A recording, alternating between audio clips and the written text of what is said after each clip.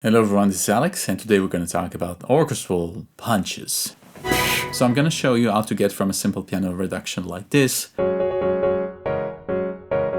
to a full-blown orchestra sound like this.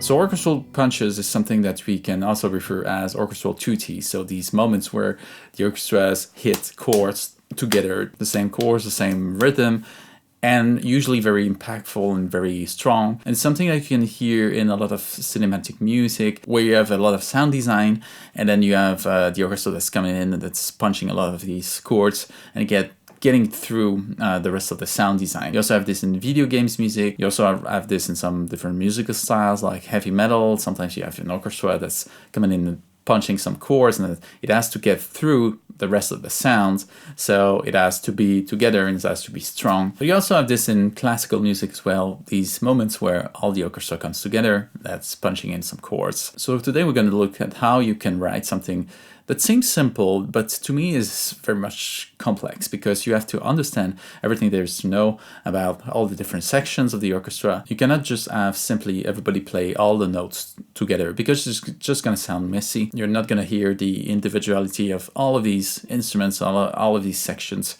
You have to balance the different notes from the chords. You have to balance the registers. You have to understand the different numbers of instruments that you're using, that you should be using. And one thing that's interesting to understand is also the percussion section. The percussion section can bring a lot of these kind of sounds, and we're going to see some of them today in this example. Now, before we dive in, make sure you subscribe to the channel. Make sure you consider joining as a member. I offer some advantages to my member. You can have access to the scores that I present in my videos as a downloadable file. It's a great way to help the channel, and it's a great way to help me to keep bringing these videos for you. And if you're interested in even more, I offer one-on-one consultations. So all of the details for that in the description below. But now let's get into today's exercise about orchestral punches. Okay, so we're starting off with this simple piano reduction. Today we have something that is really rhythmic, with a bunch of little bit of strange chords, like second chords, 7 chords, 9 chords, a bunch of stuff like that. So let's just listen to it first, and then we can discuss it.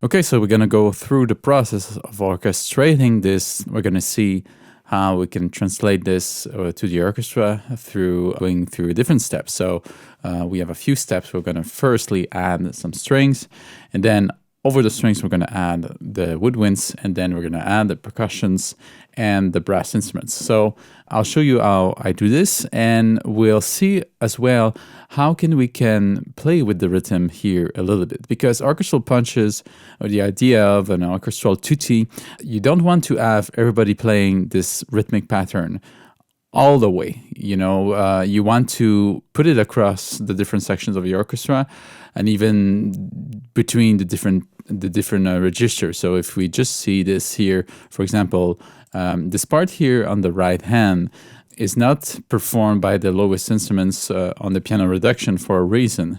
Just because if you want to do this as well, the octave below, there's this sense of heaviness if everybody's doing ta-ta-ta-ta-ta through the whole register. So this is just a simple example on maybe we're going to use the lowest instruments to just do a few of these punches, and use the higher instruments here to play the whole rhythmic pattern here. But see that most of the time they are joined together.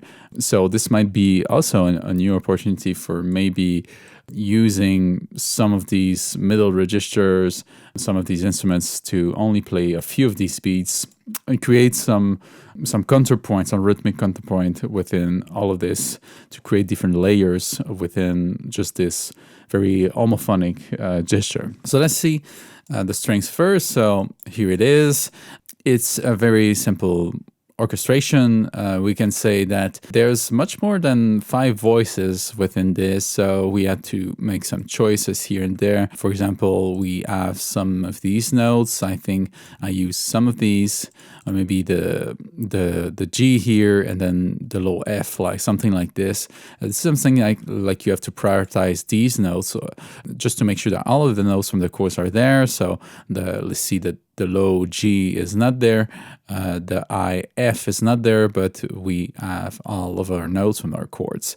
I think that choosing these other notes would not have been the best, because you have a higher distance between the middle lines like this here, and closer distance between the lowest one. So this will create something a little bit less clear and a little bit more muddy.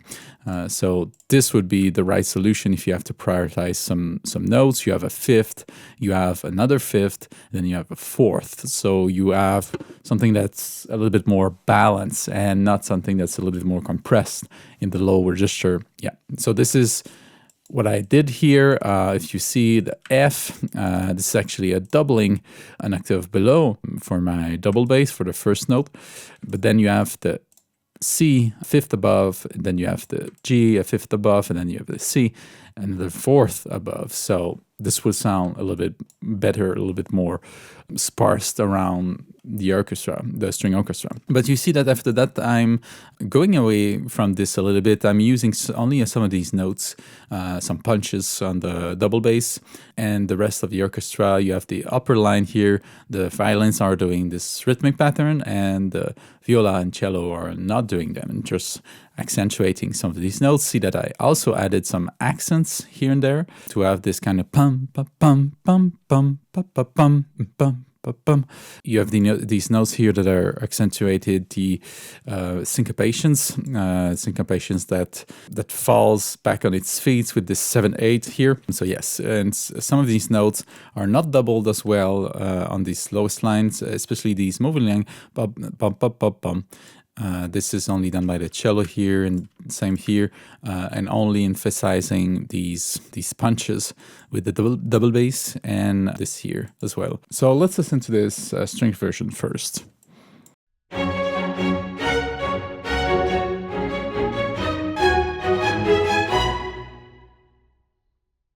So this is a good foundation on where we're going with this. You have these different layers, these different rhythmic layers that we set up. It's not quite, deep in very much. It doesn't have much depth yet. We're going to do that. We're going to use the other sections of the orchestra, the woodwinds and the brass instruments, to do this. So let's go right ahead and go see this third version with woodwinds. I added woodwinds at the octava. So to use my flutes, the flutes would not have been very good in this register, the original register of the violins. It's a little bit too low for the flutes, and especially this is very much loud dynamic. So having these an octave higher will add some brightness to your strings. So you have these notes here. We even add the F sharp back. This was from the original version. So now that we have more and more instruments, we can really make use of them to present all the notes from the chords from the original piano version. And then, so yes, the first oboe and the two flutes are playing these added notes, these added octavas to add some brightness to your sound. So this is where the sound starts getting more orchestral. So when you add these sections, and this is what it's something that I suggest to do. Some people would also maybe consider sending the violins an octave above. It's actually a good option if you want to add even more intensity. But here I wanted to have my focus, very grounded focus on the original arrangement, and only add a little bit of air and a little bit of light with my woodwinds, with my high woodwinds. Also, just a quick note, the bassoon is playing with the double bass here very much. Pretty much all the notes from the double bass, yes, and in octavas. So we're starting to do some doublings across as well of the gestures, the simple gesture that I did with my low strings here in the previous version. So let's just listen to the woodwinds first, and then we're going to listen to both of them.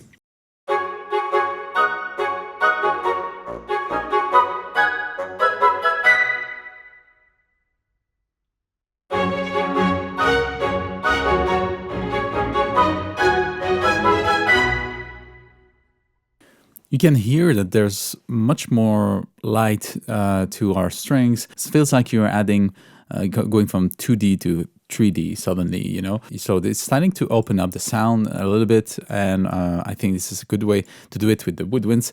And now we're going to already my final version, which is adding the brass instruments and the percussion. So these are actually two sections, two different sections, but I like to work on them together because they're really, in terms of volume, in terms of dynamics, they're really the percussions and the brass instruments are really working together, I believe. And yes, so let's see what I did here. So in the brass instruments, you see the horns, the trumpets, the two tenor trombones, one bass trombone, and one tuba. So let me explain this section a little bit. So we have first on the highest register we have the trumpet. So the trumpets are below the horns in the score. So don't misinterpret this as to say that the horns should be playing higher. The horns are tenor instruments, and the trumpet are mezzo and soprano instruments. So the trumpet should be above the horns always. And here I'm playing à deux. This means that there's two horns playing in this middle register on each of these two lines too. So this fortifies a little bit the sounds so that the sound is equal to one trumpet. So if you've seen my Rimsky-Korsakov guideline on orchestral doublings, you know that two horns equals one trumpet or one trombone, one hard brass, we would say.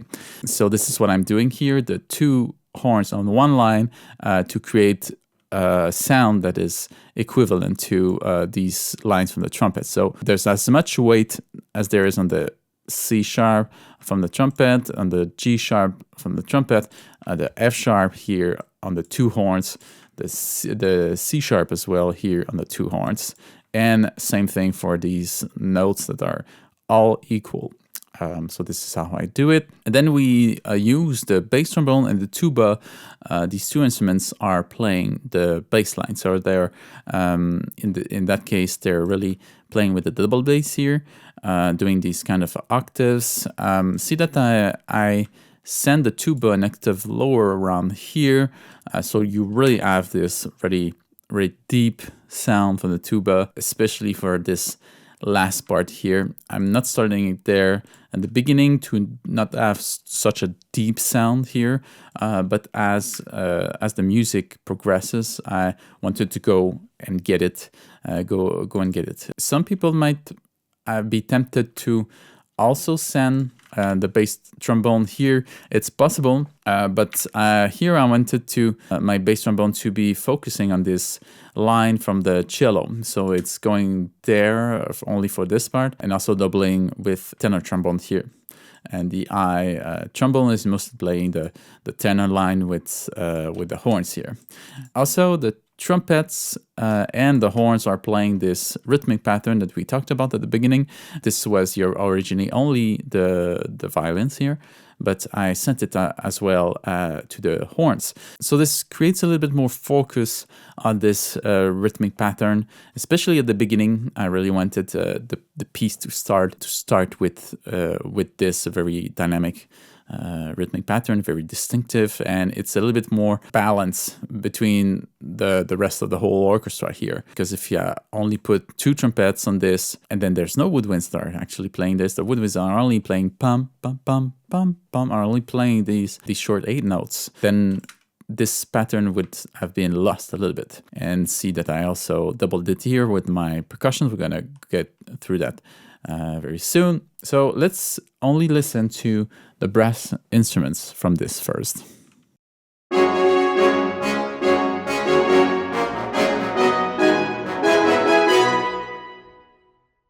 So very dynamic, very powerful addition to our sound. These orchestral punches, they're really, the last layer are really the brass instruments. If you take the different sections of the orchestra in terms of dynamics, in terms of volume, you have first the strings, then the woodwinds, and then the brass instruments alongside the percussions. Not all percussions, but most of the percussions, if you think about timpani, cymbals, and also some smaller percussions even that really come across the sound of the orchestra. We could think of the xylophone, we could think of the glockenspiel, this very shimmering sound that pierces a lot of sound, a little bit like the piccolo with the woodwinds.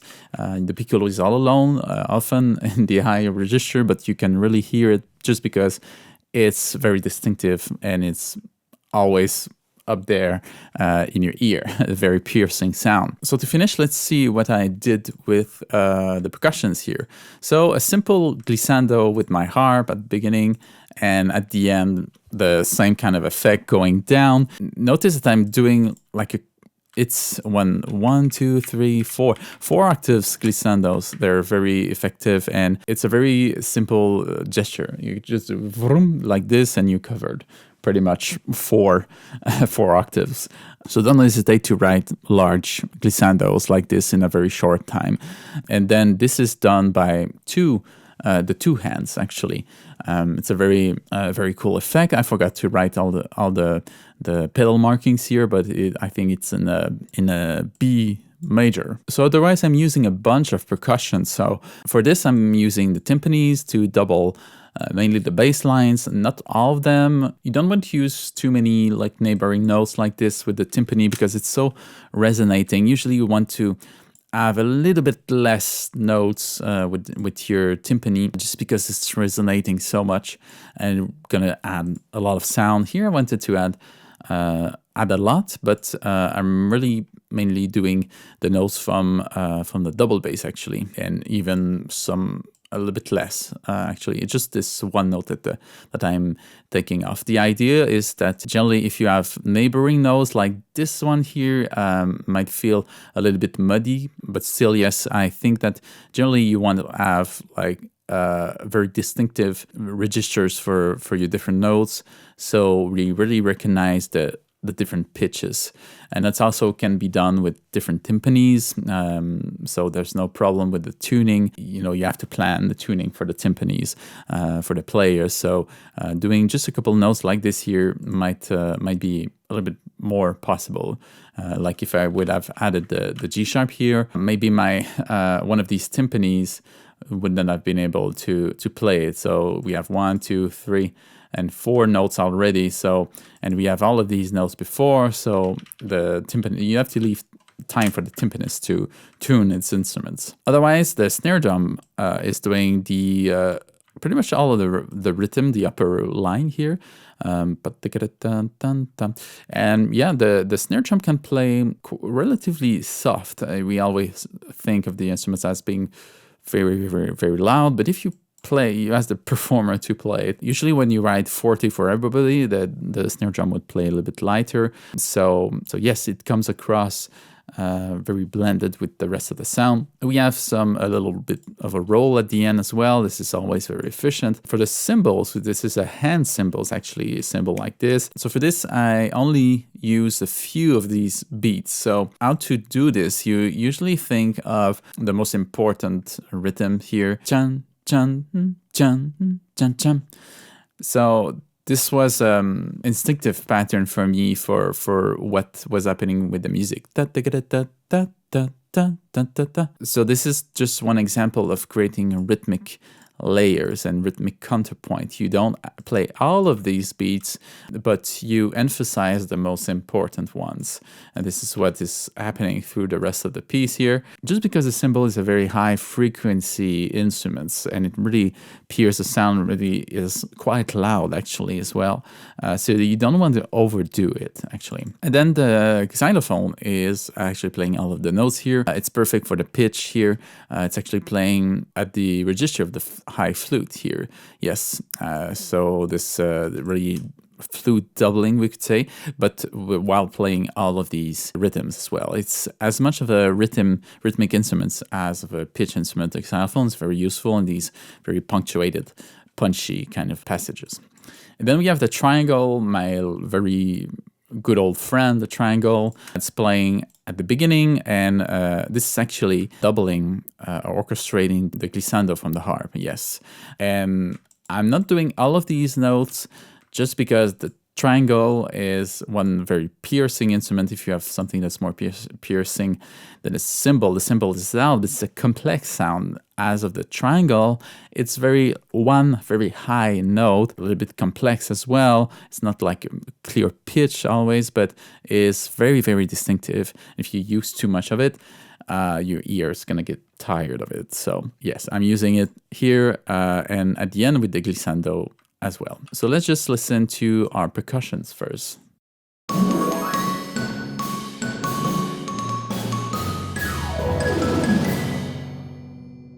So this is adding so much to the orchestral sounds, like a cherry on top. And now I have a bunch of percussionists. Sometimes you only have one, sometimes you only have two or three.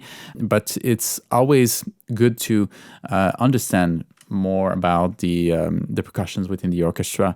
I suggest you go and listen to videos about every single of these instruments that percussionists used, but all others as well, the vibraphone, the glockenspiel as well, and the different toy instruments as well, the ratchet, all of these instruments are very, very effective. The anvil, the slate bells, all of these instruments are very, very effective and adding a lot of color to your orchestral sound. Now let's listen to this final version of this orchestral punches exercise.